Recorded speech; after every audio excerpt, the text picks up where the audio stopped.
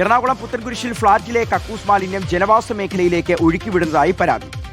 Kent Mahal ഫ്ളാറ്റിനെതിരായിട്ടുള്ള പരാതിയാണിത്. കടമ്പ്രയാറിലേക്കാണ് മലിനജലം ഒഴുകിയെത്തുന്നത്. സമീപവാസികൾക്ക് മഞ്ഞപ്പിത്തവും ഡെങ്കുവും പടരുന്നുവെന്ന പരാതിയുണ്ട്. Action കൗൺസിലിന്റെ നേതൃത്വത്തിൽ ഫ്ളാറ്റിന് മുൻപിൽ അനിശ്ചിതകാല സമരം ആരംഭിച്ചു.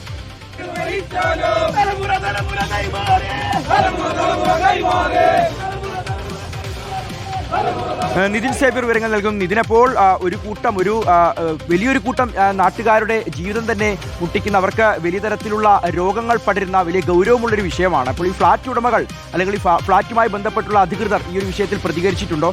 എത്ര നാളായി ഈ പണി തുടങ്ങിയിട്ട്?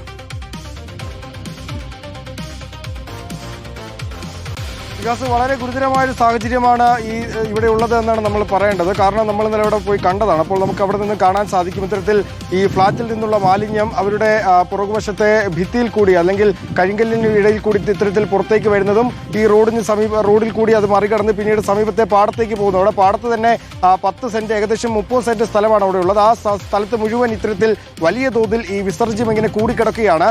അത് പിന്നീട് കഴിഞ്ഞ കുറേ നാളുകളായി ഇത്തരത്തിൽ പരാതി നിന്ന് തുടക്കത്തിൽ അവിടെ ഉണ്ടായിരുന്ന സമീപവാസികളായ ചില ആളുകളാണ് പരാതി നൽകിയിരുന്നത്. പക്ഷേ അപ്പോൾ അത്രയും ഒരു ഭീകരമായ ഒരു അവസ്ഥയാണ് എന്ന് അവിടെയുള്ള പ്രദേശവാസികൾക്ക് അറിയില്ലായിരുന്നു. പിന്നീട് ആ പാടം വെട്ടി തെളിച്ചപ്പോഴാണ് ഇത്തരത്തിൽ അവിടെ മുഴുവൻ ഇത്തരത്തിൽ ഈ കക്കൂസ് മാലിന്യങ്ങൾ നിറഞ്ഞു നടക്കുന്നതായി കാണുന്നത്.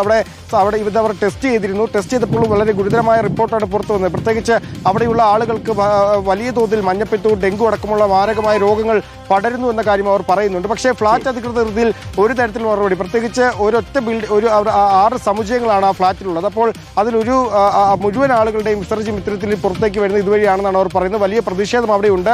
ഏതായാലും ഇതിലൊരു കൃത്യമായ നടപടി വേണമെന്നാണ് അവരുടെ ആവശ്യം. ശരി, ഇതിന് എത്രയും വേഗം തന്നെ നടപടി ഉണ്ടാകേണ്ടതുണ്ട്. കാരണം ഒരു നാടിന്റെ നാട്ടുകാരുടെ ആകെ ജീവിതം വഴിമുട്ടിക്കുന്ന അത്ര ക്രൂരമായൊരു പ്രവൃത്തി കൂടിയാണിത്.